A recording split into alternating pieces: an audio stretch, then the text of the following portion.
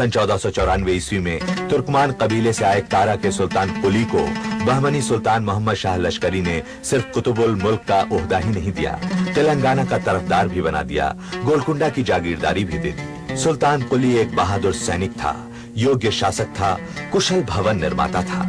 Iran के Hamdan से ऊंची मीनार, बड़े दरवाजों की तस्वीर मन में बसाए हुए हिंदुस्तान आया था, एक चट्टानी इरादे के साथ, और उसी की झलक देखने को मिलती है गोलकुंडा के विराट किले में। यहाँ का हीरा बाजार दुनिया भर में मशहूर हो गया। गोलकुंडा की बाहरी दीवार का मुख्य प्रवेश द्वार, अंदर रिहायशी इलाका भी है और किला भी। पुराना नाम नहीं मालूम। औरंगजेब ने 1687 ईस्वी में दिया नया नाम, फतेह दरवाजा। मुख्य द्वार तक पहुंचने के लिए दो बाहों के घेरों के बीच से होकर गुजरना पड़ता था। ऊपर निगरानी के लिए रहते थे पहरेदार। बाहरी दीवार का घेरा 6 किलोमीटर, 87 बुर्ज, 8 दरवाजे। गोलकुंडा का किला चारों ओर से ऊंची दीवार से घिरा हुआ है। अंदर जाने के लिए है यही एक दरवाजा, बाला हिस्सार दरवाजा। दरवाजे की ऊंचाई जितनी मेहराब की ऊंचाई नहीं है। ऊपर पट्टी पर शेर भी है, शेरनी भी, मोर भी है, मोरनी भी, सुरक्षा और समृद्धि के प्रतीक। बाला हिस्सार के इस मुख्य दरवाजे के सामने की ये हिफाजती दीवार औरंगजेब की बनवाई हुई है। दरवाजे से अंदर जाने पर है एक दालान, सुरक्षा भी, स्वागत भी। इस लंबे दालान के बाद है ये चौड़ा बरामदा। ये इब्राहिम कुतुब शाह का बनवाया हुआ है। और आइए अब देखते हैं कारीगरी का चमत्कार, आवाज का जादू।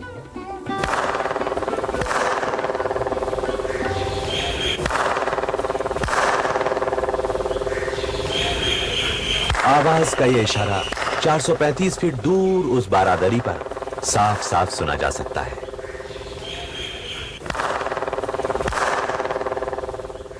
मुख्य दरवाजे की बाईं ओर असलह खाना, तो बंदूक बारूद रखने का गोदाम, नक्कार खाना, कभी शहनाई गूंजी, कभी नगाड़े धमके। आइए अब बारादरी की ओर चलें। सामने कचहरी और दोनों ओर पहरेदार। इस दुर्ग को बनाने के लिए पहाड़ के पत्थरों को काटा नहीं गया। वे जिस अवस्था में भी थे, दीवार बनाने के लिए उनका इस्तेमाल कर लिया गया। ये 362 पत्थर की सीढ़ियां 3 मोड़ों से गुजरती हुई ऊपरी सिरे पर बारादरी तक ले जाती हैं। अनाज रखने का भांडार, भंडार से बाहर जाने पर थोड़ी ही दूर पर है अंबर खाना, यानी सामान रखने के लिए जगह। इब्राहिम कुली कुतुब शाह ने 1560 में बनवाई थी ये मस्जिद। बाल हिसार के अंदर है ये देवी मंदिर, पुराने काकतीय दुर्ग की स्मृति।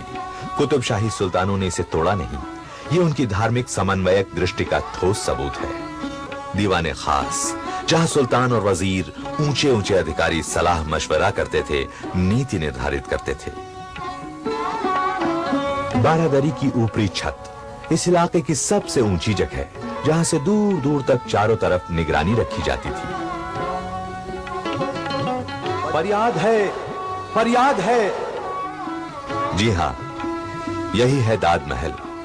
कहते हैं यहां फरियादी खड़ा होता था और दूर ऊपर ओट में सुल्तान बैठे रहते थे।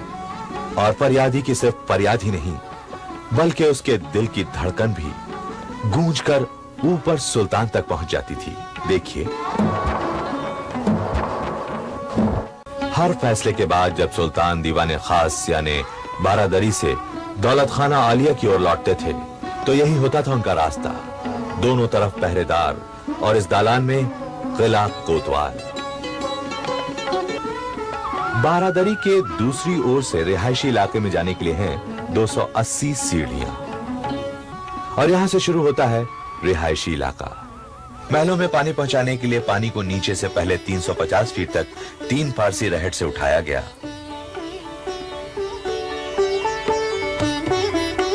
फिर मिट्टी के पाइपों से हर मंजिल पर पानी मुहैया करा दिया गया।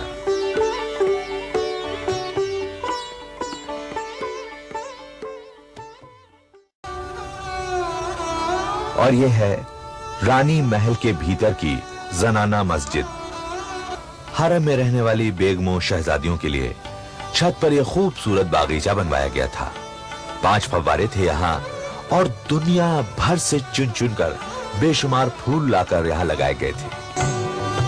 ये था शाही हम्माम, जहां कभी सिर्फ रानियां महारानियां स्नान करती थी। और ये थे मिट्टी के बने 2 पाइप, जिनके जरिए गर्म पानी और ठंडा पानी इस हौज में आकर मिल जाता था। नहाने का पानी इस रास्ते से होता हुआ बाहर निकल जाता था। यानी ये था तुर्की हम्माम। सिंगार कोठा, मेहंदी, काजल, संदल, मिस्सी और खुशबूदार तेल की मिली जुली खुशबू फजाओं में बिखरी रहती थी। बेगमें यहां साज सिंगार करती थी। कभी इसे रानी महल कहा गया, कभी रंग महल। हरम था, हजारों बेगमें शहजादियां रहती थी यहां। बेशकीमती लिबास थे, जेवर थे, लजीज खाने थे। यह है खिलवत, सुल्तान का ख्वाबगाह। यहां सुल्तान और कोई नहीं, सिर्फ सुल्तान रहते थे।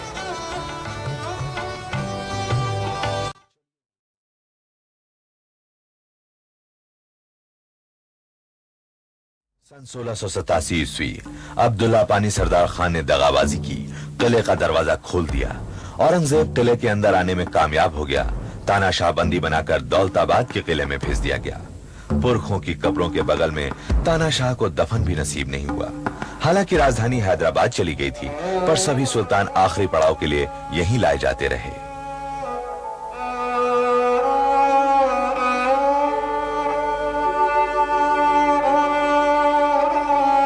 मुगलिया गोले बारूद ने हिफाजती दीवारों को, ऊंचे बुर्जों को, नाजुक महलों को मिट्टी में मिला दिया। छत के बागीचों को उजाड़ दिया। अब तो न महल हैं, न हम्माम, न झरोखे, न दरवाजे। फालिज ज़दा की तरह खड़ी हैं चंद बदरंग टूटी गिरती दीवारें। इतिहास की किताब के चंद फटे जले पन्ने।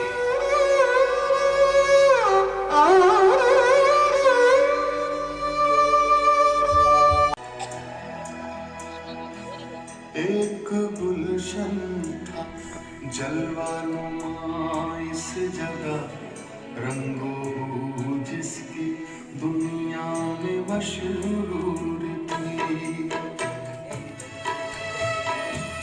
एक गुलशन था जलवानुमा इस जगह, रंगों जिसकी दुनिया में मशहूर थी। बेगमों की हंसी गूंजती थी यहाँ, शाह की शान और शौकत भी भरपूर थी। ताज की शक्ल में जब तलक ये किला, गोल घूंडा की अजमत करेगा बयां, मिट सकेगी नहीं शान मुल्के तकन, मिट सकेगा नहीं उसका कोई निशान। एक गुलशन था जलवानुमा इस जगह, रंगों जिसकी दुनिया में मशहूर